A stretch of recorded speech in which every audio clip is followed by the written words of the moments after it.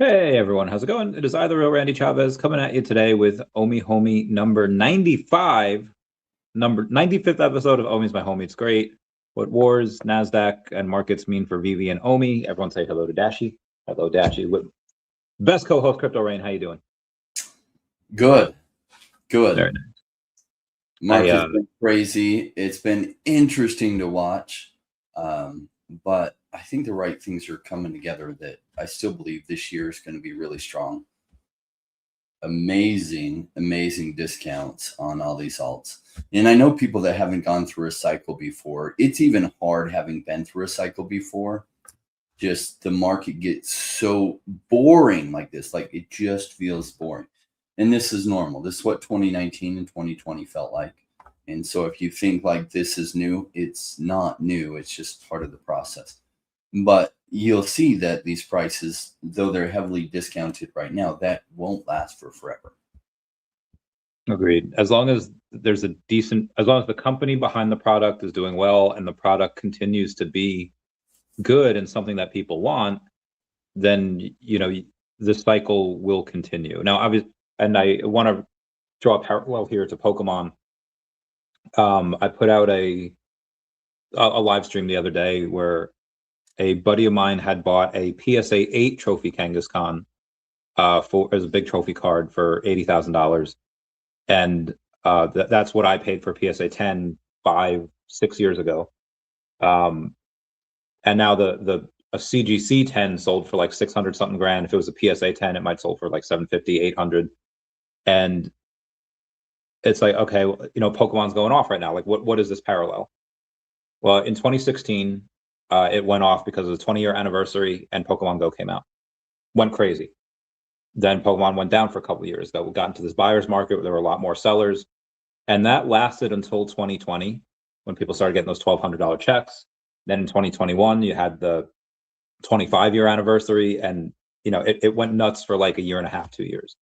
And now that it's the 30-year anniversary, again 5 years later, and you have Logan Paul pumping these cards and Golden Auctions pumping them, it's going crazy. Like, is this the top? I don't know. It could keep going, but right now, like, everyone's talking about it. Like, Team Rocket's breaking into card stores in New York and Canada because apparently nothing happens to criminals in those freaking areas, and they're going in to steal Pokemon cards. It's wild out there. This might seem like a top, and it's like, oh, bro, and maybe it's not. Maybe it keeps going for another year, but it's just I've seen this a couple times before, 2021, and now this. And again, as long as the company stays around and continues to make products that people want, even in the downturns, which do end at some point, and be advised, in 2016, there's an uptick for like 8 months.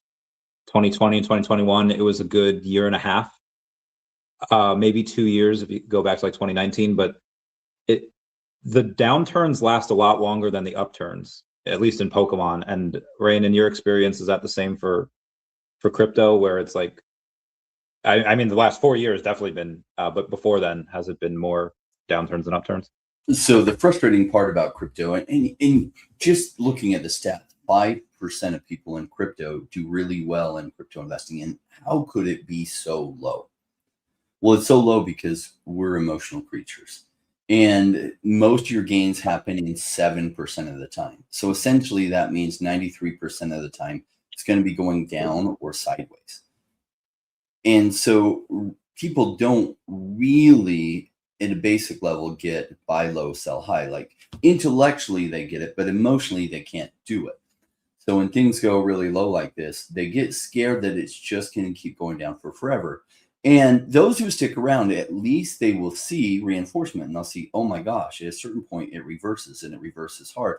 And shoot, I should have got in. Or if they're really smart, they can either learn from lessons because they've been here before, or because they know people who have been here before. And they're like, okay, I get it. VeVe itself has a lot of things going on for it. It's got plenty of revenues. It's likely to survive until things do flip around, and markets don't go down for forever. I know a lot of people are saying, oh my gosh, most of the altcoins aren't going to make it. They're all going to die. And it's like, that argument always gets made when it's altcoin bear market season. Just like you go back like a year and a half ago before ETH pumped, and pretty much most people were pronouncing ETH dead. And then all of a sudden it 3x. And then everyone's pronouncing ETH, oh, it's alive and well. And it's like, yeah, so if you listen to these analyses, they're always wrong because they always come late, and they have what's called recency bias. They assume that what has been happening is going to continue to happen. Markets just don't work that way, especially a market as quick as crypto. So we've had this punishing year in altcoins. I mean, so Trump got elected, things went up for a brief stint, and then mostly they've gone down since then for altcoins. And so people's recency bias is like, oh, altcoins are dead. And they're going to find out that's very much not true. But that's common sentiment. You'll see that in a lot of YouTube channels, people covering crypto, and you think, oh, this person's been around for like 9 years in crypto. They must know what they're talking about. And it's like, yeah, you would think. But like the truth is, most of the large YouTube channels don't make most of their money from investing in crypto, make most of their money by telling people what they want to hear so they can grow larger audiences and charge larger advertising fees. It's like going to Cramer for your investing advice. And literally, if you just counter trade Jim Cramer, you'll actually outperform the markets. Yeah. Somehow he is so wrong on average that if you just counter trade him, you'll beat the average, stock index. I love that. I love there's always things that we can count on. Oh, Gladiator. Okay, that's the movie reference. Okay, gotcha. Shout out to everyone here in the comments. Bill Gardner, Omar loves Omi, Cool Mo, talking about M'Baku. We love M'Baku. Scott Colantonio, it's been a while. Cool Mo, thanks for being a member. You rock. Big Time A, and with his cute little doggo over there. And then what's up, Big A? Cool Mo with the cute little cat, the orange cat. Orange cats are a little crazy. Something else that is a little crazy for the VeVe fam, we got Josh Emmett that is fighting on Saturday. He's a gold logo holder, and he's 19-6. Unfortunately, the last few he had a couple losses string together, but all of the ones he lost to are like these top tier fighters, like best in the business. So he is right up there with them. One of them was a decision where he just tossed the guy and just dropped him from like 10 feet in the air. It was great. Fighting Kevin Vallejos on Saturday. The card starts at 5 p.m. and it goes to like 12 at night. I don't know, 1 in the morning. It's a long card, and he's the main event, so we're gonna have to stay up. I'll be celebrating a friend's birthday, so I don't know if I'll watch it, but it's free on Paramount. I know that sounded like an ad. It wasn't. I just wanted to bring attention to a fellow gold logo holder and VeVe and OMI lover, which is Josh Emmett. Josh is such a cool guy. If you've gone to some of the decons, I think New York, he was there a year ago. Mm-hmm. Such a cool guy. Yeah, love him. Also, happy Mario Day, everybody. It's March 10th or MAR10 or Mario Day. So we love I don't know if I can, we love Mario. Hopefully we can get him one day as a license. Speaking of licenses, we got Avatar: The Last Airbender, and it comes out also on Saturday. Have you ever seen that show? A little bit. I saw the movie, which seemed like they needed to do follow-up movies, but perhaps the movie didn't do well enough that they then did follow-up movies. So the cartoon, I was off in the military when that really became big, so I didn't watch it. My little brothers did. Yeah.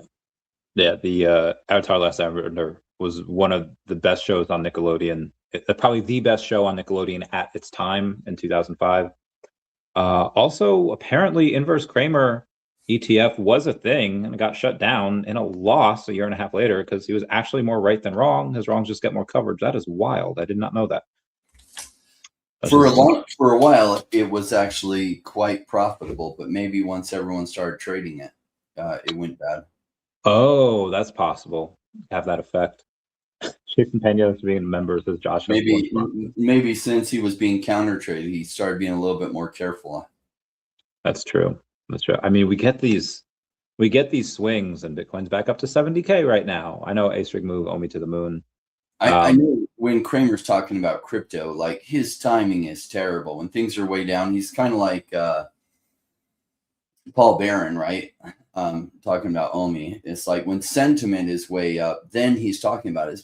But that's coming really late to the party, and usually you're calling a buy signal when it's about to tank, and usually you're then calling sell signals when the price is way down, and that's how Kramer often does it related to crypto, because those are the only calls I've really followed him on, and definitely didn't follow his advice. Just watch what he said. Paul Barron too waits till the sentiment is there and then covers it, right? Like, how many things has he been early on? I don't see that a lot. Yeah, so, I remember, like, if you were looking at crypto channels, like, great, a lot of them are great news channels, but they're not talking about like hidden gems. They're talking about what's already gone up massively, and then you're coming late to the party, and you're hoping the party keeps going, and often it doesn't. It's even like their insights too, like and granted, I'm just using one example, but when Kramer was talking about Tesla and why he was shorted, or at least very least not a buy, I'm pretty sure he had shorted it though. This was a time when Tesla was like the most shorted stock, like at the time. Like right now, Michael Saylor's MicroStrategy is the most shorted stock on Wall Street. Back in the day, Tesla's Elon Musk Tesla was the most shorted, and I think he was part of it. And he's like, you know, no car company has ever traded at this multiple. And it's like, well, he's looking at it wrong. It's not a car company. It's a software company that happens to make cars. And he's just saying, well, they're not profitable. It's like, okay, well, what are they doing with the said profits? Because they were selling everything that they were making. It's that they were just taking the money from that, and they were making other cars. They're making new gigafactories. And if they hadn't have done that, they'd have been profitable a long time ago. So this is like 2019, 2020. And he just missed it. And now maybe he was doing what? Maybe he was trying to FUD it to get it lower, because he does have a voice. A lot of people watch him. Maybe wanted to go lower. So personally, he could buy. And if he was doing that, shame on him. But yeah, it was publicly, at least, he was very wrong on that. And again, that's one thing. I imagine and how does he not, on such a company like that, look deeper to see what the numbers really mean, right? Like, oh my gosh, they're not profitable. How do you not look deeper to see, well, they're not profitable because they're reinvesting in all this infrastructure, but then that infrastructure is going to help them grow tremendously. Yeah, agreed. Sorry, my tablet was doing a thing there. Nobody's worse than Tom Lee. He's forever bullish. I mean, he'll be right at some point. Well, that's a great thing about not trading on leverage, right? So I don't think Tom Lee's trading on leverage, and he's a huge ETH buyer, and partnering with Mr. Beast, I think he's going to do quite well. Yeah. But it seems like when you're like a buy and holder, like, it seems like you're forever bullish, because it's like, I mean, that's the category I fall in. I don't do the swing trades. Why? Most swing traders, almost none of them are like successful over time, and they might be right on 5 trades and get all their everything wiped out on the 6th. So I just like diversifying across projects that I like the team, I like the narrative they're in, and wait and see how it plays out. But the wait and see how it plays out, like, can be frustrating, because it can take a long time, and it seems like you're forever wrong, just like Tom Lee, until you're suddenly right in a big way. And as much as MicroStrategy is going through the problems it's going through now, I remember, like, in 2020, they were like, he almost went bust back then, right? Like, he was struggling because the price had come down so much. Agreed. Echo 712, yes, agreed. The Avatar movie was trash. I was just on the phone talking with a friend about it, because he wasn't sure he was going for Avatar. He's like, you know, the movie didn't do anything for me. I was like, didn't do anything for anyone. Everyone in the fandom hates that movie. M. Night Shyamalan's worst movie, and he's done some very bad ones, so that's saying a lot. And he's like, okay, clearly this is a trigger for you. I was like, damn right it is. Anyway, just Pena ask Rain, what do you think of the MicroStrategy and STRC experiment that they're doing? We're just essentially just trading on borrowing money and just buying Bitcoin. When it goes up, borrow again. Yeah, like, so essentially you're trading on leverage, but indirectly they're borrowing at really low interest rates and buying Bitcoin. So as long as they keep their liquidation number fairly low, they're at less risk. But I think he's going to ultimately be successful. I think Bitcoin's going to take off a lot more in a big way. And then you're going to see a whole bunch of people trying to copy that. But they'll be coming late to the party. And so then a bunch of those people get liquidated in the next downturn because they will overbuy when it's high and then get liquidated when it flips around. So it is building on that house of cards, and that's dangerous, especially when you got people like Jane Street who will counter trade you and put you out of business just to make profit on it. Can another Jane Street? That's what they're accused of. We'll just say allegedly. No. So, well, now that they're being investigated, can another Jane Street happen like it did? I mean, obviously it could still happen in a different way, but it's going to be hard for them to do it that way because now, even years later, they're about to get wrecked because apparently they were doing stuff they weren't supposed to be doing. I hope what comes out of this is that they have to be more transparent, because they had a little exemption because they were able to buy for funds like what's it called, IBIT. And so they had this exemption where they had lower transparency than most entities do.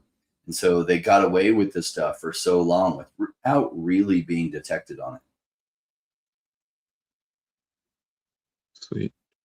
Apparently, current APR for MicroStrategy is 11.5%, and STRC, a stock that uses APR rewards to keep around $100, but they uses those funds to buy Bitcoin, which is fine. We have a bunch of. Sorry, am I understanding right that they'll pay 11.5% out? So you're putting money in, they're buying Bitcoin with it, which on average they expect to make 16 to 30% over time. And so they're paying out 11.5%, which paying out so much is risky. Yeah. They're going to get a lot of people to lend to them at that, especially as Bitcoin goes crazy. But if they're paying out that much, that's part of what the risk is.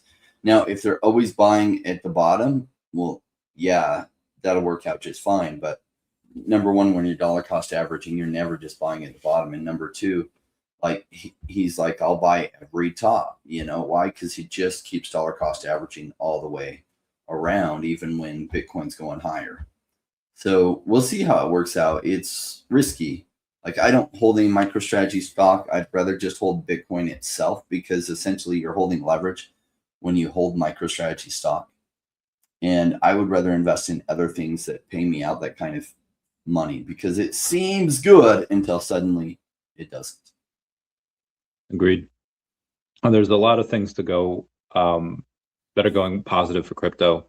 They just launched I think it wasn't Jane Street. I got Jane Street on the mind. 21 shares that had launched the first US spot Polkadot ETF over the last couple of days, which is very nice. Good for crypto. And the New York Stock Exchange parent company invests in OKX at a $25 billion valuation as part of a push into blockchain-based stocks. NASDAQ had partnered with somebody else just to tokenize a lot of the stocks. So you have a lot of great stuff for crypto, a lot of great stuff for blockchain. It hasn't necessarily translated into big buys for, the top 10 or 20 tokens, but the train is still moving. Like, the tech is still rolling along. The world is catching up, and I think it's only a matter of time before that happens. How long till we get to alt season? I mean, the money that's on the sidelines hasn't gone anywhere. It's still there.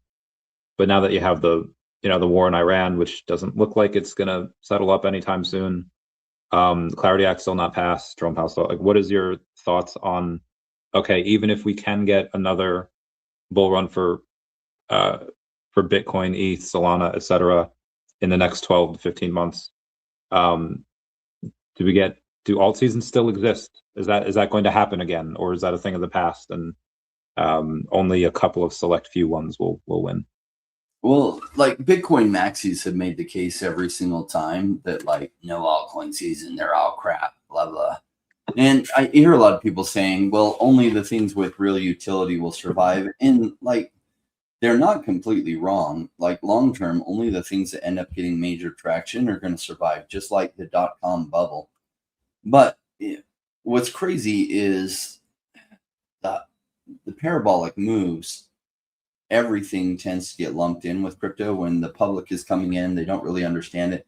They just start throwing money around. So what happens is most boats end up rising a lot during that. Doesn't mean they'll ultimately survive, but they'll probably do well in the coming bull run. However, when you're looking at what to invest, you want to invest in things that have a high likelihood to survive till whenever that bull market goes. Number two, a good narrative, like what is it that they do? Is it's valuable? Number three, like a good team. And so that's what you're buying on. And then hopefully you're diversifying across lots of different companies, because like not everyone has to survive. Yeah, it's hard out there. It's hard out there, folks. Well, it's easier for some than others, because if you have anything to do with AI right now, you're going to get a lot of parties interested in investing in you. If you're not, you still can, obviously. Again, it depends on your team, if you have a good salesman or not. For example, we know that through Tom and the Telegram from Fias and Devve, they're in the middle of raising funds. We don't exactly know how much, but Tom seems very excited about things. He's made sure to mention in the Telegrams that the big partner is still there. Nothing's changed with that. It's just that the announcement has been delayed. 14FU saying, "Hey fam, pretty excited to see Devve this low. It's a huge sale. I remember Rain mentioning that Devve was a steal back then at 12 cents. What are your thoughts on where Devve can still go? $30, $40? I would say sure. I don't know if it'll be this year. Again, you would need like that alt season, or you might not. It can go off just of the news alone, depending on what the stock exchange partner is, what the hype is. As long as you get money flowing in, you might not necessarily need an alt season for it. But again, it's going to be contingent on that time. Rain, what are your thoughts? Well, I think the alt season is going to happen sooner rather than later. And some people are like, oh, we're going in a bear market and it's going to be 18 months before a bull market again. It's like, I don't think so. I think it's actually going to catch most people by surprise, and it's going to go up this year. That's what I think is going to happen, how it's going to play out. And the fact that so few people expect it is part of my basis of that. Number two is money supply growth incoming. Like, we can see it incoming, and that's been the most correlated thing with altcoin seasons. So we have money supply growth coming in, and you can see the right mechanisms setting up for that. And in the past, altcoin seasons are highly correlated to money supply growth, global money supply growth. And we're seeing global money supply growth go crazy. So I think altcoin season incoming, and that Devve can do quite well. Now, I was reading through that pitch deck you sent me. Oh, that was good. Like, it's a long read and it's a lot of technical stuff, but as I was reading through it, pages. I get how some of their things are really coming together here, and I like it. Like, one of the problems with artificial intelligence is they need the blockchain for verifiability, right? Because having things logged on an immutable blockchain can give it verifiability. And so one of the problems with AI is like verifying the sources, because AIs will have these hallucinations where they just make up answers that they don't know. And so verifiability of things are an important part of AIs really working well. And Tom's found some really good solutions for that through blockchain. And so blockchain and AI really should go hand in hand. Agreed, 100,000%. I'm very, very bullish on Devve. I actually haven't read through the entire 23 pages and understand all of it yet, because some of it reads like a book, some of it doesn't. And but yeah, it's pretty exciting. Recently we have to wait 2029, but if we don't get it in the next 6 months, I mean, who knows? We might. That would probably be the ideal scenario, because then we could just keep stacking at these prices for 3 years.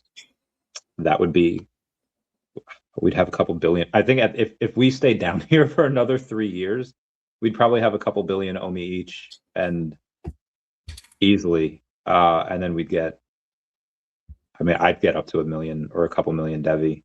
I don't know. That would be nice. But it would also be nice if one thing went up and it was like, oh, okay, cash some of that out, buy some other things. We've had Bill Gardner the other day. He had Carl Choi on his and Bill and Zombies podcast. And I thought that was interesting, because Carl Choi is a pretty big artist, CEO of 24/7 Comics. We have his Evermind comic over on VeVe.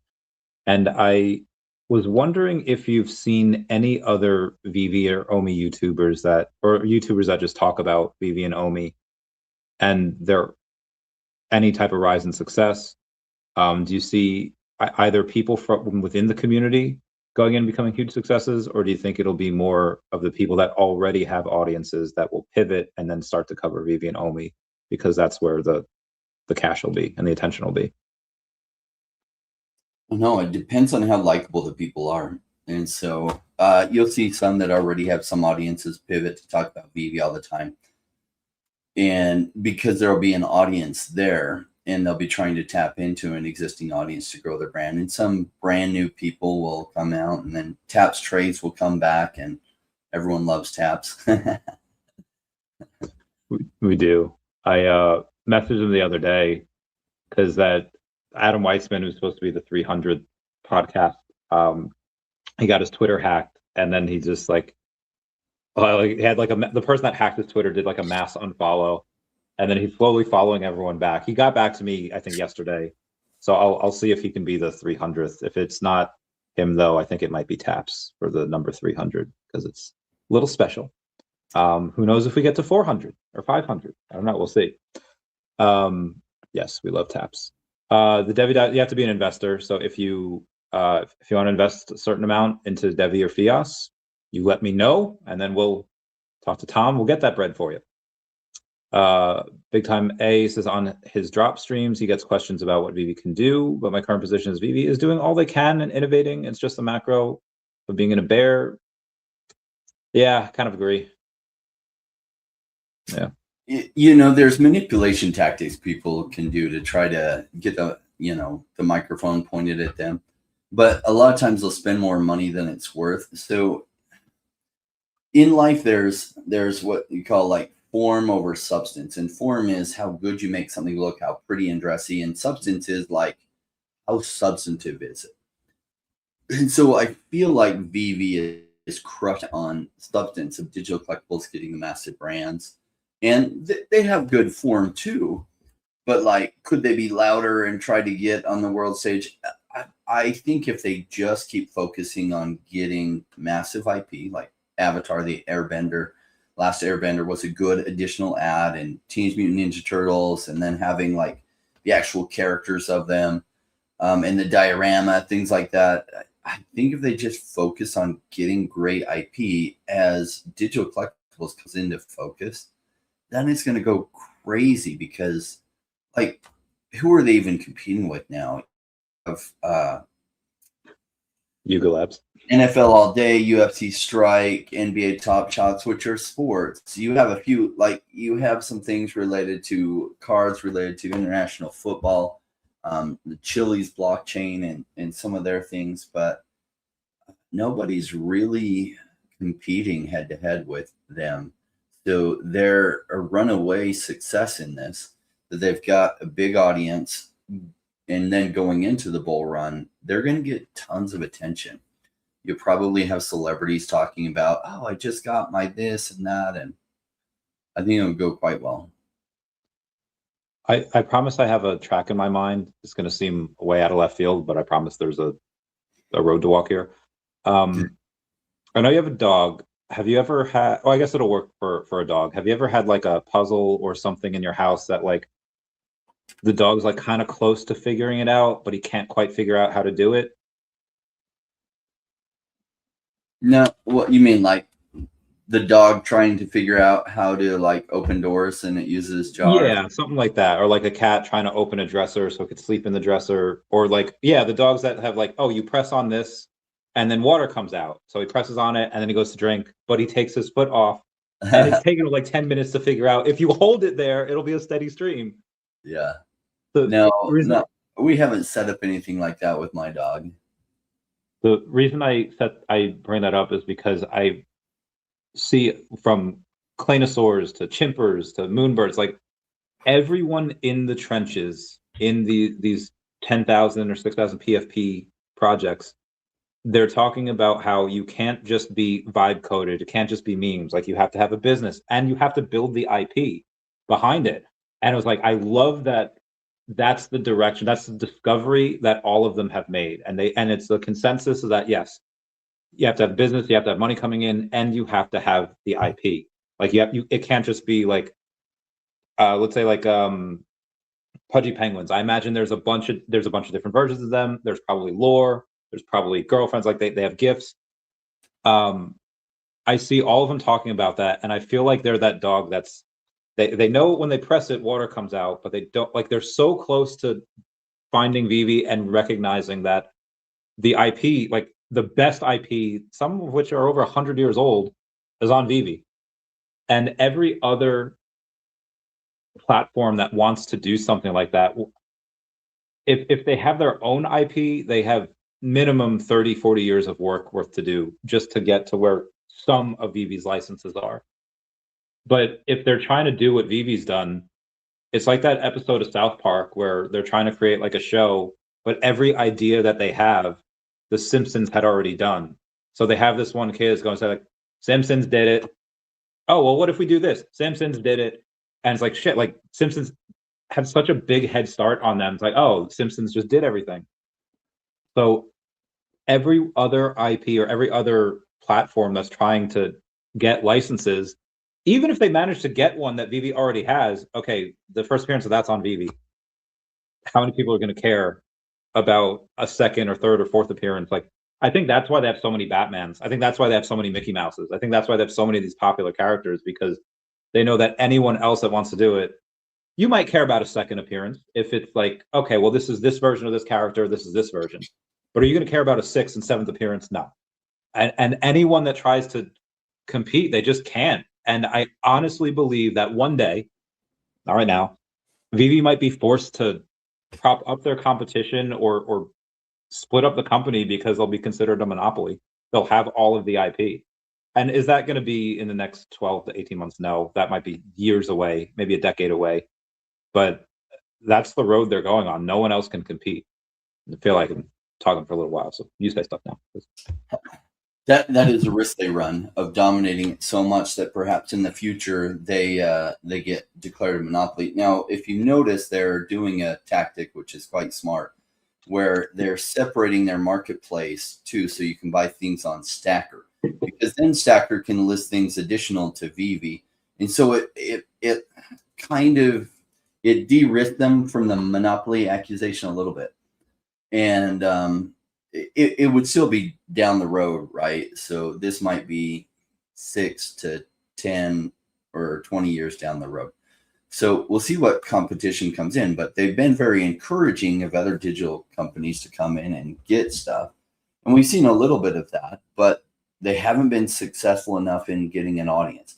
Now, if they launch it at just the right time, or they put pressure on it just the right time going into the bull market, like McFarlane Toys could really kind of up their game there and really make some good stuff. And I like McFarlane's strategies a lot. So hopefully some more compares come in, because you don't want to have 90% market share by one company. They'd be declared a monopoly. And so at a certain point, there's the risk of that. Agreed.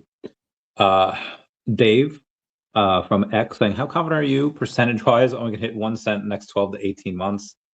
Well, I'm not going to make any bets on that, but I'll, at the peak, whenever the peak is, now the peak could be outside of your parameters. The peak could be in 3 months. It's probably not, but it could. But let's say within the next 18 months, at the peak, if it's in that, yeah, I'd say, what would you say, it was a penny? A coin flip? I mean, a penny is pretty much like a 98x from here. I would say 50% chance, as long as the peak happens for digital collectibles and NFTs and stuff. As long as that narrative runs, yeah, I would give it a coin flip 50% chance. Yeah. Now, obviously, take that with a huge grain of salt. Nobody knows the future, but that's my kind of half-ass prediction there. Well, I would give an 80% chance, but I don't trade like that. I trade like I might have to be patient for forever. And so I have my ideas of when it's going to run. But at the end of the day, I don't have a magic crystal ball to see when they'll actually run. So that's why I don't trade on leverage, because you have to be right on the direction something's going to go, and you have to be right on the timeline too. And with leverage, you have to make sure it doesn't go down sufficiently enough to wipe out your condition before it goes up. So when you're just buying the actual token, you can then be patient on it.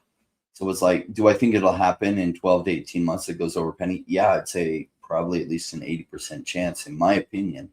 But like, I don't trade like it. You just buy and hold for the longer term. Agreed. And there's also, hedge your bets. Like, and again, none of this financial advice, but if let's say digital collectibles do run, NFTs do run, which I believe they do, OMI should go up and the collectibles should go up. Now, one of them is going to go up first. They could both run at the same time, and that's possible. But I remember last time, even in 2021, even with our limited pool of collectibles at the time, it was like, okay, the Donnies went up, and then Powerpuff Girls went up, and then another license went up. And then even within the golden moments, okay, you have partner statue that's going up. You have the Star Wars NFTs. Now you have, Winnie the Pooh. Like they all ran at different times, even within the VeVe collectibles. So to think that all the collectibles and the OMI go up at the same time is probably not likely. I don't think that's even probable. Again, are you gonna make a big score if you buy all the Cryptkins or Squirrel Girl? Probably not. But I think just look at the ones on Stacker that's most done. It's always Todd's, the logos, the partner statues. I love Risos, but Risos are like never on there. The logos, partner statue, a Boba Fett, which usually doesn't run, but they had a 69 million OMI sale, that's why it's on there. Secret Rare Spider-Man. They have the Michelangelo that's done really well. A Boba Fett, Superman, and we had a Donnie sale for 3,500 because some people, the OGs, they still love him, which is fine. But yeah, that's the and now you have another way to hedge your bet as long as the deal with NASDAQ goes through, or with ORKT. We'll bring that up next.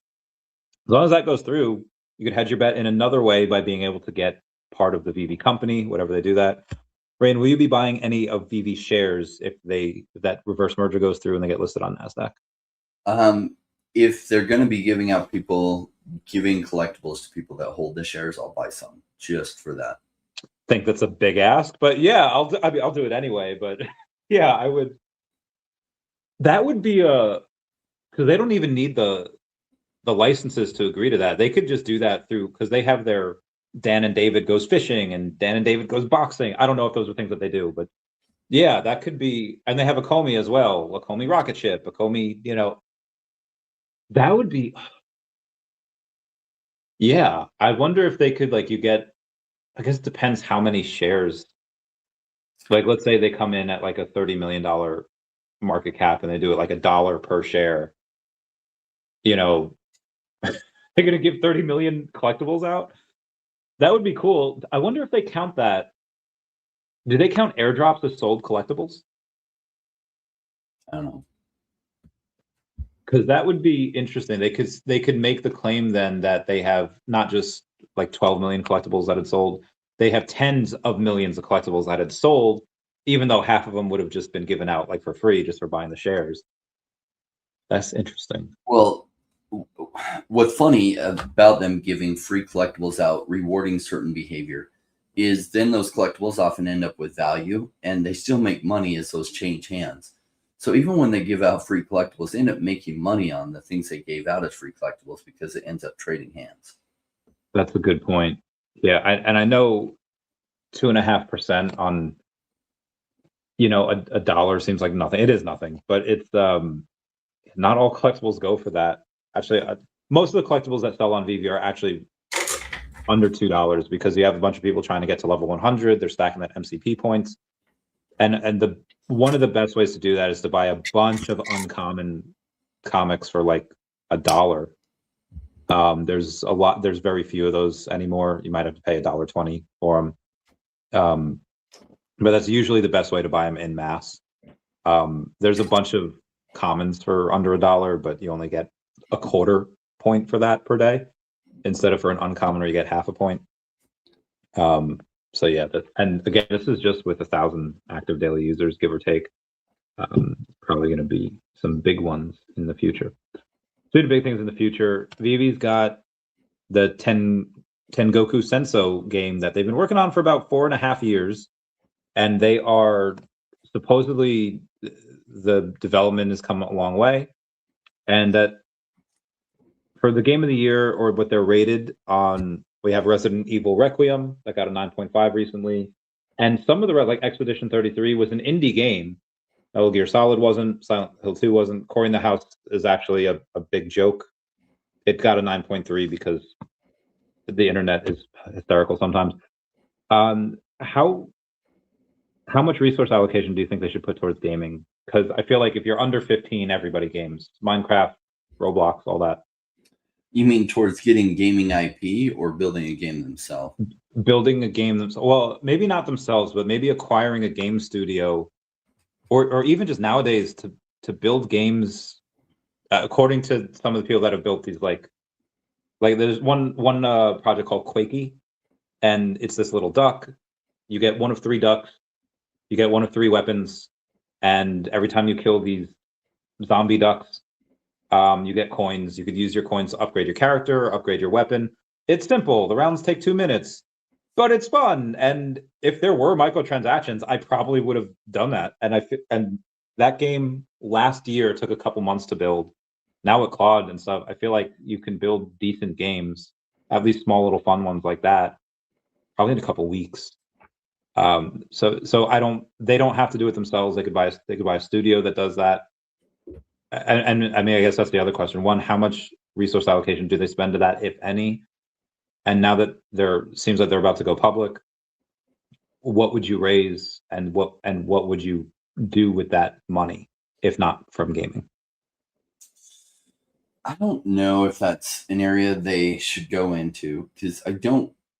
So if you think about the area of expertise of Dan and Dave, it's not that. It's collectibles. Yeah. And knowing what people are going to like to collect, and being a collector, especially David, you, right? So the failure rate on new video games of not being successful is huge, huge. And so if you have people that aren't like passionate gamers with experience in that, trying to start a studio and hiring someone to do that, I just feel like it's a misdirection of funds. Now, it wouldn't be bad for them to find somebody who's massively successful and acquire them, because they've already shown a track record of success. But that would be down the road. And like they could then bring it on to VeVe, but they don't even have to own the companies to bring collectibles on related to video games onto their space. So is it an avenue for them to really focus much effort on? I'm not seeing it. If it is, then I'm just not seeing it at this point. I don't see how it'd be beneficial. Maybe I'm wrong on that, but I'm not seeing it. On the other end, so where's the best? Is it marketing? Is it getting more licenses, hire more IP, hooking up with Twitch streamers or TikTok streamers?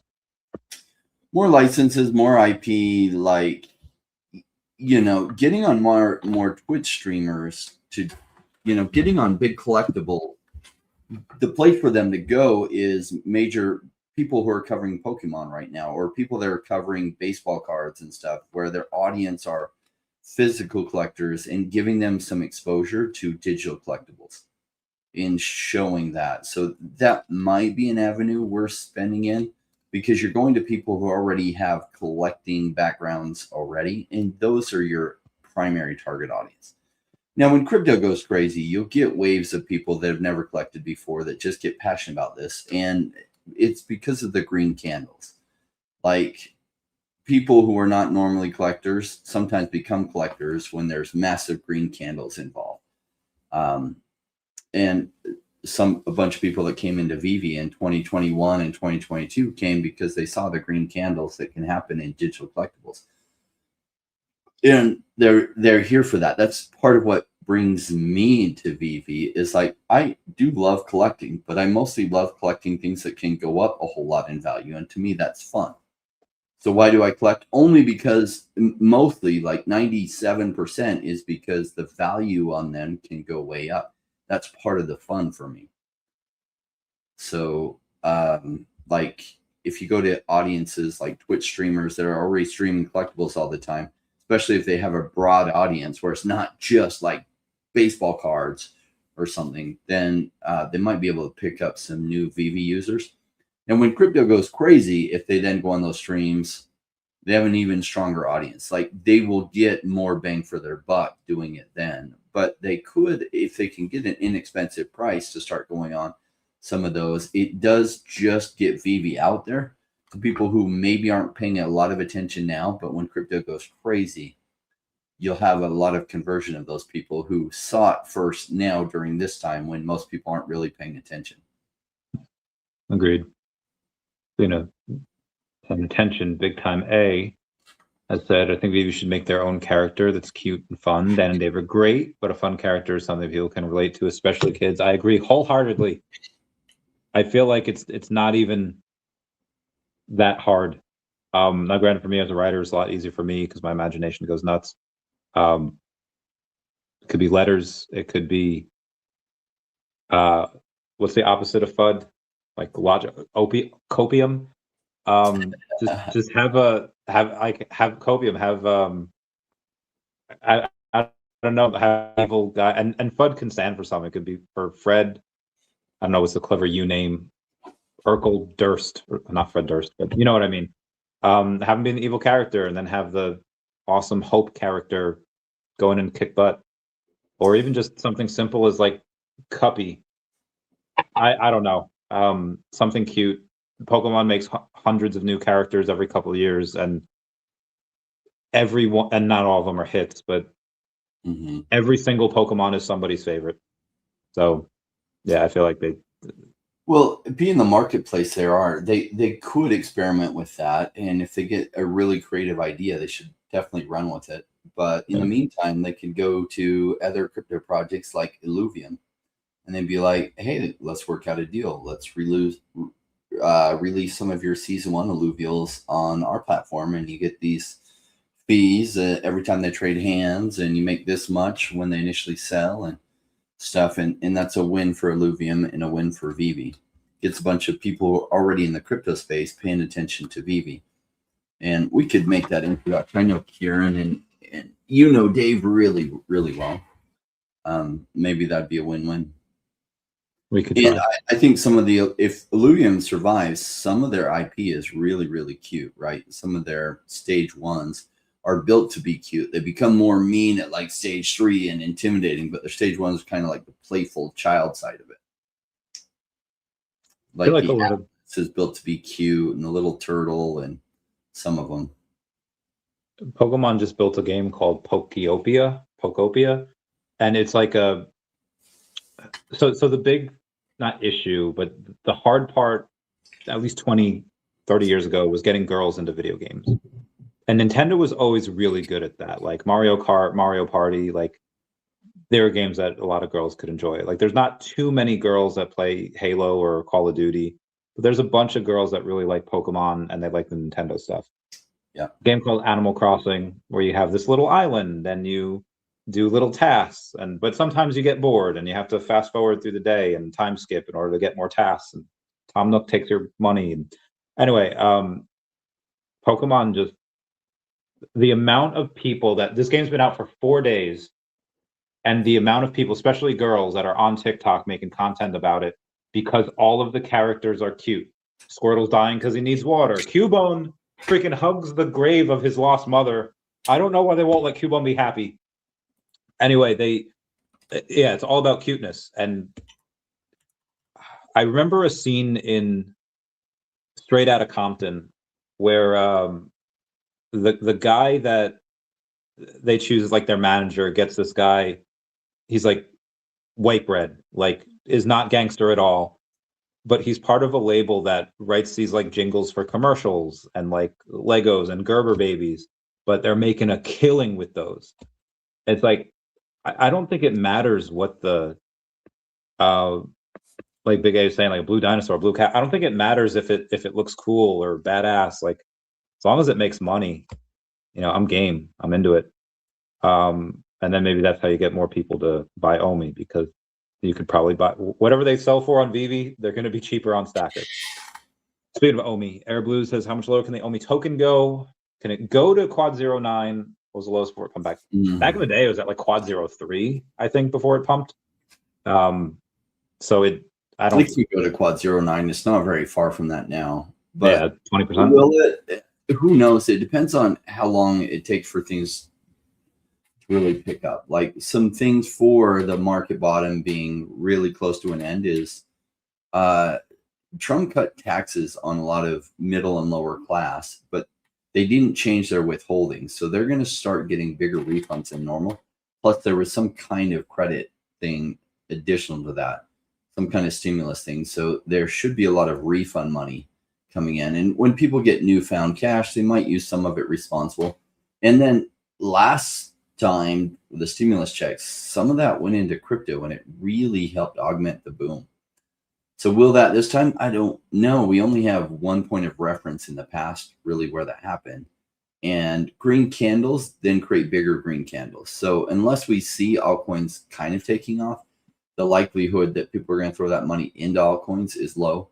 But if it coincides that some people start using that to buy altcoins, and then all of a sudden people are 3xing their money, then you'll see a lot more of that money come into crypto because they're just trying to take a risk to get ahead. Yeah, it's weird how when things are down, people are like, yeah, I'm good. But as soon as things are up, people find that money and like, oh. And it starts running up tremendously, right? Like I tell this story so people understand it, and stories are a way that people can understand, but a lot of times you don't realize how much these really apply. For example, I went through the bear market before. Now that bear market was only 4 years long. The cycle was only 4 years, but it also felt like an eternity, though this time it's looking more like 5 years rather than 4 years. And it's like, but still applicable. I called a good friend in March of 2020 when things went so far down. I was like, hey, you really should take a look at crypto. And he's like, I've been thinking of how to get ahead. And I was like, look at this and this and this. I'm not going to tell you what to do, but these are really interesting. I think you'd be a fool to pass up looking deeper at these. So then he calls me up. He's like, yeah, I'm going to buy some. So put in a bunch into Cardano and ETH and stuff. And I was like, is that all that you have? And he's like, yeah. And I think he put like 3,000 in or something. It went up to 9,000 and then it came back down to 5,000, and he sold everything because he was hoping to catch the ride or to then buy back lower and then catch the ride up. And he missed his, get it lower point, and it skyrocketed on him. So he bought back in. But then after his like 3,000 or maybe it was 5,000, it went up to like $60,000. Then he put in another 30, and it's like, way back when was the time to roll in with the big money? Not now. Now it's super risky, but that's how people play it. So right now when things are super down, like people kind of just like, here's $20, here's $50. Then after it goes crazy and they get the recency bias, they're like, oh my gosh, I'm going to refinance my home, pull out 200,000, throw it in. It's like, that's coming late in, and it's super risky then. But that's how a bunch of people are going to do it. I wish they wouldn't. I try to talk them out of it, but it's like telling the kid not to touch the hot stove. Sometimes they have to touch the hot stove to really figure it out. I mean, as Reckless says, it's liquidity for collectibles. We need burns faster. OMI, it is. And right now, that's the only way to cash out. So why it keeps going down, why it stays down, is because people that want to cash out, they sell their collectibles for OMI, and then they sell that OMI because they need it for whatever.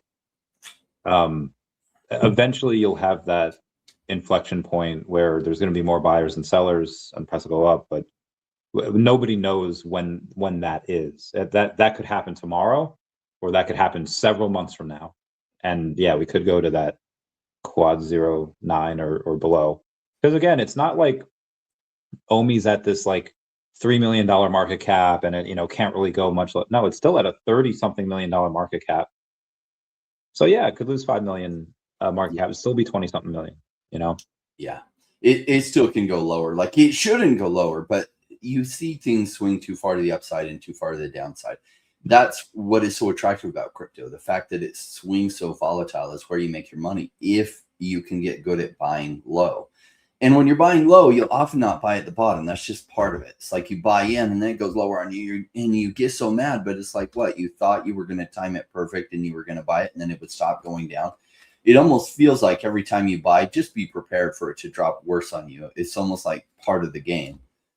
And what you're hoping for is that you're right on the long term, that it then will turn around and go crazy. And at that point, you kind of forget that you bought it and then it went down on you before, because you're so far up on your position. But for a while, you don't forget it. It's painful. You're like, oh my gosh, I could have bought so much more and I could have got this cheap. And it's like, yeah, if you had a magic crystal ball, which we don't have. So going back to the burned hand things makes me think about 2 weeks ago. And like, some people just have to touch the hot stove. And in crypto, what I hope is people are here to learn how to invest. And so all this gets chalked up to a learning curve if you're just paying attention and you're learning lessons from it. So like, some people, they can't buy at these lows. They're just not prepared for it. And I wish they would, but instead they'll buy when things are way, way high. And that's like touching the hot stove. So my son was going to take, and technically he's my wife's son. So when he does something that's like not that smart, he's my wife's son. When he does things that are really smart, he's our son, right? Because that's the way it works when you have step kids. No, he's a really, really cool kid. So he's throwing a steak in like a cast iron thing with a handle, right? And I was like, remember, when you heat this up, that handle's going to be hot. You only want to touch it with thing. Oh yeah, I got it. It's like, I think he's going to burn his hand. So sure enough, about 25 minutes later, ow. I was like, how did I know that was going to happen? Because it's almost predictable as human beings. Like, the truth is, like, I get that there's a lot of people unprepared to buy at these lows. They just can't emotionally take it. And I wish that would be different. There's two types of people here. There's those that have already figured that out, and probably they've had some lessons in the past, or they've just seen other people have those lessons, and they get buy low, sell high. And they've learned the lesson of buy high, hoping it goes higher doesn't work out. So when they see things on massively discounted price like this, they just accumulate more. Then there's the other ones that are like, no, it goes to $1. And it's like, why would you want us to wake you up when it goes to $1? That's like 97x from here. Like, we'll be cashing out at not $1, but like, wake me up when it goes to a penny. It's like, we'll be selling it at a 97x from there. And what, you're interested at that point? That's called buying really high and praying it goes higher. And that's a risky point. Like, buying this low, your only risk is, does it go out of business? Yeah. Because as long as it doesn't, digital collectibles are going to catch on massively in the future. It is the future of collecting. And most people can't see that yet, but they will. And when they do, they'll be like, oh, of course it was always going to happen. Well, if it was always going to happen, why are so many people passing up on it now? Because they don't have what I call golden vision, which is the ability to see something's going to happen before it happens. And it's not a magic crystal ball, because there's some guesswork involved. You don't know for sure, but I don't see a world and a reason why digital collecting doesn't become a thing. It just wasn't possible before blockchain. And VeVe's got a good product with the major licenses. It's going to be one of the major it's going to be one of the major players with all the IP out there that everyone wants to collect. So of course this is going to happen. The only question is, are they going to survive until it becomes a big deal? And I don't think it's very long before it becomes a really big deal. I think when altcoins go crazy, then digital collecting goes absolutely crazy. So now, is it cheap enough? And it's like, it's dang cheap. Perhaps it gets even cheaper, which would be amazing. But it is so dang cheap. And yeah, some people aren't prepared to really buy low yet. They've got to experience this curve at least one more time and then be like, oh crap, that's what Rain was talking about. Yeah. It's like, well, tried to tell you, just like I tried to tell my son about the hot stove and like, that's going to be hot. And now he remembers, though. He's touched the hot handle and is like, that can hurt me. Kids, it happens. That's how they learn. Yeah. Speaking of how I learned this week, I learned a few days ago that VeVe is not the only one that dislikes Apple and Google's 30% fee. Amazon as well. If you're on the app, you cannot order a movie. I felt like a boomer because I was like, why can't I, like, it shows me the trailer. It's not giving me a place to buy. I had to go to Google. I was like, why can't I buy on Amazon? And it's like, because of the Apple and Google 30% fee on the app, Amazon doesn't allow you to do that. You have to go to the browser. So I had to go to the browser and search NFT cursed images, where there was a little VeVe Easter egg in there. VeVe made the movie. I thought that was awesome. And obviously they gave away that floating head. The movie was pretty good. I bought it on Amazon for $10. You could rent it for like $6. I want to save a couple dollars, but I bought it for 10. And yeah, I'm glad I did. It was pretty fun. That's not something that I expected VeVe to do, was to make it into like the movie thing. Do you think they explore deeper into that, like partner with actual movie stars, or maybe have like a movie production company? Maybe way down the road. It's hard to, like, who knew Netflix would be producing their own movies? Yeah. So it really comes down to their revenue, right? So if their revenue in the future is so dang big that it makes sense, because imagine they funded the movies, well, then they get the IP too, right? They have control over the IP from the get-go, right? And they can go hand in hand. So maybe like Netflix for a while was just like a mail-in video thing. It wasn't until they went like, oh, well, with the internet, we can create a sign-in and people can watch it right from their computer and then later their TV, that Netflix really became a big deal. And now their revenue is crazy, and they keep upping the fee, right? Oh man, I used to pay like, I think $9 a month for like only streaming and not having the physical discs moved, and now it's like, oh well, you have multiple TVs, and so you need a family plan, and I think you pay like $23 a month now or something. Yeah. There's a I don't want to call it marketing, I guess. Have you seen their friend get friend initiative that they rolled out? I heard about it, which is cool, right? So they're just incentivizing people to bring their friends to VeVe, which is smart. And they get $5. But now that you don't have to go through an approval process, anyone can go in and get their friend. You don't have to be an affiliate, don't have a certain follower count. However, Daredevil Updates, which has 48,000 followers over on X. Gotta love that. It's their #1 fan source for news, updates, and reports on everything Daredevil and Daredevil Born Again. They say the first ever Marvel Daredevil digital collectible is on VeVe and is now available. Like Internet Explorer, they're a little late to the game, but better late than never. The Official is the #1 collecting app in the world. Use our own exclusive link. Sign up for your free app account and get a $10 bonus towards your purchase of this iconic collectible. Daredevil Born Again premieres March 24th.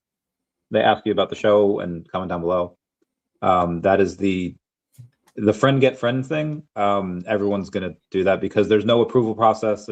You could be, I forget what nation or what group of people in a group of nations does this, but I think it costs like a couple of cents to make a Twitter account, and people make like these bot farms for all of this. And I feel like they do that because one of them will eventually get a whole bunch of amount of followers.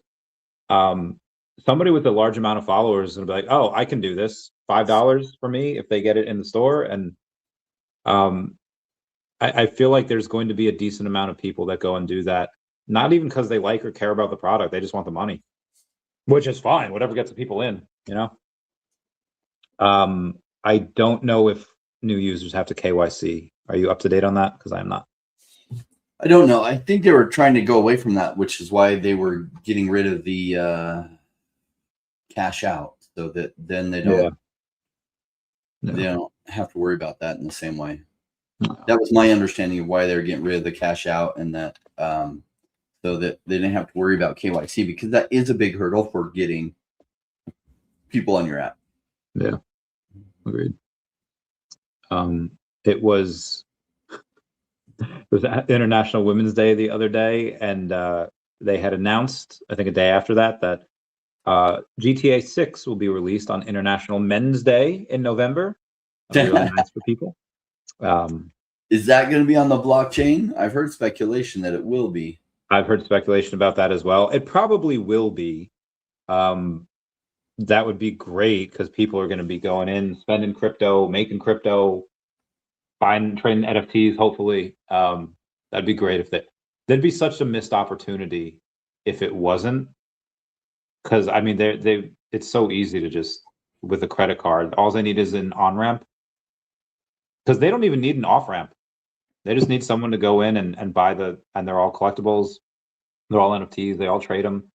I don't know. I think that's a really nice way to be able to, yeah, go in and onboard a bunch of people onto our world. GTA 6. If they do a good job with that, it's going to be the biggest game in the world. Yeah, for a time because it's been delayed. Like been most delayed so many games. What's interesting is some of the MMOs have continuity. Like World of Warcraft is the biggest one, but like regular video games that aren't like open world, they get like a 2 to 5 month stint where it's like everybody's playing it, and then they move on to the next big thing. Yeah. Right now it's Pocopia. Before this, I don't know what was big before this. What's going to be after this? I don't know. Or I guess Resident Evil before this, and then afterwards, who knows? It goes in cycles. It's really fun. I love it. Haven't played a video game in a bit though. For Pokemon Day, I played some Pokemon. They did announce Sakura from Street Fighter. A little salty about this because the version that I wanted, the OG Sakura with the white headband that Ryu gives her, is the secret rare. But this is a Street Fighter 5 license, so they had to make the common the outfit that she wears from Street Fighter 5. But David was cool, was able to give us that nostalgic one via the secret rare. Are you a fan of Street Fighter? Well, the video game itself was transformational. Street Fighter 2 really, really took off, and like everyone played it when I was a teenager. Like it was at the baseball card shops, and like it was the big, like everyone talked about it. It was the #1 video game for a long time. So like the brand and everything, it's like, man, I think they made some cartoons. They definitely made some movies. The movies were okay. The cartoons were like, I didn't even watch the cartoons. I don't think they were that good. But the brand, like one of the biggest video games historically of all times. So it is a cool brand. Yeah. I have a obviously the video games and like bowling alleys, but Machinima on YouTube made a really awesome Street Fighter like series. Machinima made really good. They took really good care of their stuff. They did a Mortal Kombat one, which is really good, and then yeah, the Street Fighter one was dope. It was great. Love that stuff. Yeah. I love to see good IP go that way. Sometimes way back when there was big IP, somebody would buy the rights to it and make a really crappy movie, a really crappy cartoon, and just kind of like try to suck the money out of the brand. A perfect example of that is Aragon the movie. The book at the time was massively huge, and so whoever bought the rights of it, the movie was crap. They were just coasting off the name of the book to sell a bunch, but they didn't do a good job with the movie, and they changed a bunch of things. Since then, it really wasn't till Lord of the Rings where they started doing movies justice, or books justice, and comic books, and really finding out that, wow, if you do these things good, the amount of money you can make is gigantic. So they're a lot more careful with taking that kind of IP and making better movies, or maybe just the writers have gotten better. But it really started with Lord of the Rings. I don't know if you remember way back then. I was like, man, I hope they do this movie justice, or they do justice to the books in this movie. It almost never happens. And then they just crushed it. They did such a good job. And ever since then, most brands being rolled into a movie have been amazing. You know, Iron Man really crushed it. Like there were some previous kind of comic book ones that did okay, but didn't really crush it. Like Elektra did okay. Daredevil prior to that did okay. But then Iron Man, they just crushed it in the box office. which then really saved Marvel Studios, and they were able to fund all the other things, the Avengers and everything else. But since then, it's like when a book or a comic book comes to a movie, they have better writers, they have better casts, and they're doing a great job with the movies. Yeah. For Lord of the Rings, I was kind of a kid when it came out. I think it would come out around my birthday every year, and I saw the first one. I was like, this is really good. I really enjoyed it. I didn't know that it was like a series. Like I heard that it was, a book. And then like it ends on this cliffhanger. I was like, what the heck is this? And then it was like, oh, there's 2 other books. Like, okay. Oh, there's gonna be more movies. I guess that's cool. So it'd come out every year on my birthday, but I hadn't read the books before then. I didn't, but again, they were masterpieces. They actually supposedly had snubbed them at the Oscars the first 2 years because they knew that once they started giving and that's why they swept the awards on like that 3rd year, because they knew that they were going to win everything. And even though they probably should have won the first 2 years as well, there's like, it's going to give them all, they couldn't sweep all 3 years. I guess with that, no trilogy had ever been greenlit, given all the money at once, because the first one could have bombed. Like they had no idea. And they had Peter Jackson that was more known for like these niche horror movies. This should not have worked. Like these entire movies should not have been a success, but they were. I was like, that's so dope. They crushed on those movies. They did such a good job. Back in the days when they made a book into a movie, they usually sucked. Yeah. And so somebody took a big chance on them, giving them the funding up front to go ahead and fund all 3 movies. Boy, that pay out for them. Yeah, paid out good. Ben Korea, thanks for being a member. Says, hey guys, how would you assess the OMI homies? Crypto investors? Seems so many are, okay, so not us. So it seems so many are footing their bags. It's so strange to see. Misery loves company. So you probably get these people that are, they just want to, I don't know. Sometimes you ever listen to like a painful song and then you rewind it a couple of seconds because the part that's supposed to hurt you didn't hurt you enough. And you're just like, I need it to hurt again. I don't know. I feel like sometimes people just they want it to hurt because they punish themselves for making what they would call a bad investment, even though it hasn't really played out yet. I heard a lot of people in the bull run last time, or even in 2022, where there's you know what, it might have gone from 007 to 002, but I'm holding it for long term. And then they sell 6 months later because it gets cut in half again. Like, okay, I guess you weren't in it for the long term. It's one thing to say it, but to actually go through it, a lot of people just, they don't, they're a little salty. They take out their frustrations. That's just how I see it. Ryan, do you see it? How do you see it differently? Well, you'd be surprised how common this is and how many people get it wrong in crypto. I mean, there's a reason why 95% of people don't make meaningful money or flat out lose money. Now, I first became aware of this tendency for people to do this back in 2017. So I started crypto in October 2017. And the bigger part of the bull run really hit December of 2017 with the altcoins massively popping off in January. So I was in for 3 months. So this is late December, early January. And I'm watching this guy who's been covering crypto on YouTube. And he's like, how I could have made $2 million on Tron. I was like, I got to watch this video. And he's like, yeah, I've been holding Tron for 2 years, but then I sold it 4 months ago. And it was literally right before it popped off. And I'm like, why would you hold it for 2 years and then sell it? So he goes into a video and he's like, well, it just wasn't doing anything. And I wanted to put my money where it could make me money, which don't we all? That's why we're in crypto. But the reason he sold is because it's boring. Now, if you've listened to my rap at the end of my videos and stuff, it talks in there about buying when it's boring. Definitely not sell when it's boring. So what happens is it feels like nothing is happening and they just can't stand the pressure in the kitchen.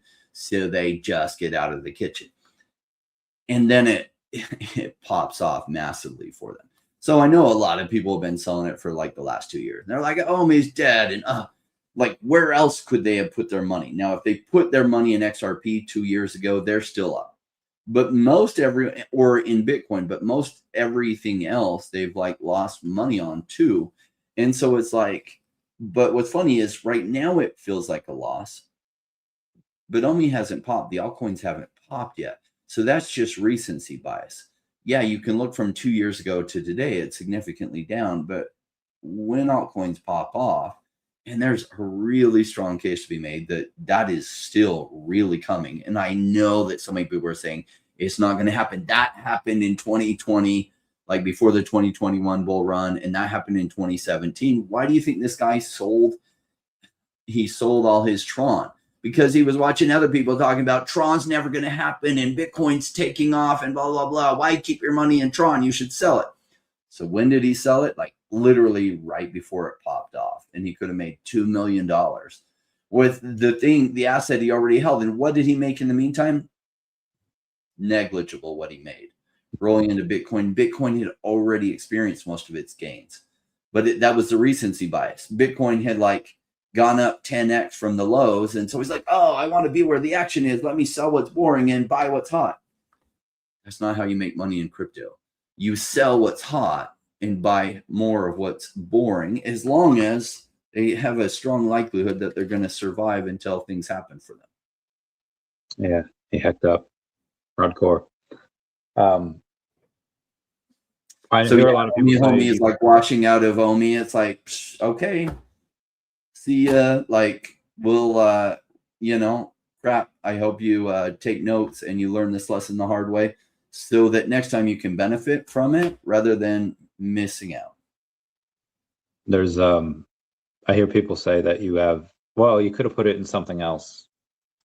For the past 13 months since Trump took office, and I'm not trying to pick on Trump here, this is just the timeline that Ash Crypto Real pointed out. Bitcoin, ETH, XRP, Sol, Doge, ADA, Link, AVAX, SWI, TON, ENA, Pepe, Apt, Trump, and Melania are all down between 40 and 98%. And okay, you could have put it in something else, but even like everyone's heard of every one of those except for maybe one or two. Like they're big names that everyone in crypto knows, and they're still down that much. So I mean, you got to pick your poison. And there's something that me and the daCat peeps had done on August 7th of last year. It was like, okay, we're going to put $10 into each of these: Akomi, Bitcoin, Shiba Inu, Doge Elon Mars, daCat, Pepe, SPX 6900, and Mogcoin. And this is just, we happen to be when we did it. OMI's outperforming all of them, including Bitcoin. And when I say that, it's not that OMI went up a certain amount. OMI just went down the least as compared to everyone else. And this is as of today. This is as of March 10th at 7:40 p.m. So a couple hours ago. That's fun. $10. So, Comey for since August 7th has been better than all of those. I like the risk to reward profile with OMI. Like they have, and I like this narrative. Digital collectibles make sense to me. That I don't see a world where digital collectibles doesn't become a big thing, and VeVe's in the lead position for that at this point. And so I just like this bet a lot, and that's why I have a whole bunch of my chips. I think it's my second largest position in crypto is in OMI tokens, and then especially if you add in all my VeVe collectibles. No, I never know what to make of the vault value, because the vault value only talks. I don't even know if it mentions floor price of VeVe or if it's the floor price on Stacker, but it doesn't really take into account the low mints or special mints.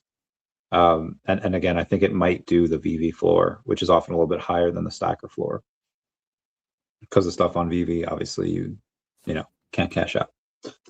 Anyway, anything that we missed for this past week? Well, feels like it's boring in crypto. All these world events. It feels like nothing is going to happen in this environment. But higher blues, right? Like, I think the right things are aligning. Jerome Powell is out in 2 months, and the replacement. So if the new guy does sharply decrease interest rates, that's going to cause global money supply to go up a lot. And some of these other countries are pumping a lot of money too because their economies are in some trouble. In that environment, altcoins tend to run really hot. So green candles do bring bigger green candles. So I would, historically, after May, it's usually a lull. And I've only seen one exception to that, which is 2020. You had a DeFi boom in the middle of the summer, but most of the time the massive runs don't happen in the summer.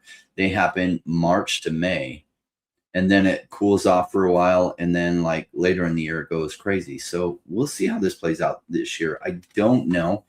What's clear is it didn't just play out with Bitcoin going crazy because of the 4-year cycle, the halving cycle. Bitcoin did go up a lot, but most of that didn't translate into crypto altcoin gains yet. Some people are taking that to mean that, oh, it's not going to happen. I'm taking that to mean it's just delayed. Raoul Powell said we're delayed about a year. He was talking about the banana zone last year, how we hit it in Q4. Now he says it's delayed about a year. And he's pretty smart. He's extremely smart. He's one of my favorites. And he's like, everyone hates me because I said this and it didn't happen yet. It's like, calm down. Everything's fine. It's just taking a little bit longer. Oh my gosh. I wasn't wrong. I was just delayed from when I thought it might happen. Yeah.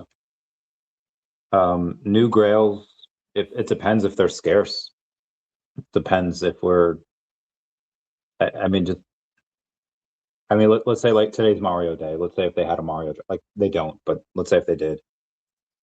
You know, if Mario was 2,000 units like Grogu, yeah, big grail. If he was 10,000 units, maybe not that big of a grail. You know, it's Mario, but again, it's going to depend on the IP. It's going to depend on the units. I've used a stacker slippage for USDC to OMI is too expensive. The fees should be free. Like I bought $500 worth before. I think I got $497 or $498, something like that. How much are you trying to do? You can only do 1,000 at a time, I think. Also, Rain, what do you use? I haven't done it in a while, so I used Stacker to do it last time, and then it was down, and I had to do a different way. Then I was like, crap. But I like it when Stacker's swap is up. Yeah. And I just do it in smaller amounts, so I'm not going to put through all that much at a time just so it keeps the slippage lower. Yeah. Yeah, maybe break it up small. Because Stacker doesn't let you do more than 1,000 at a time, so it shouldn't be that. Yeah, you just do 900. But yeah, maybe break it into smaller things. I don't know. Anyway, guys, that'll be it for us today. Everyone comment, like, and subscribe. Comments are good for the YouTube algorithm. And say bye-bye to Dashi. Bye-bye, Dashi. We love you. Rain, you got time after this?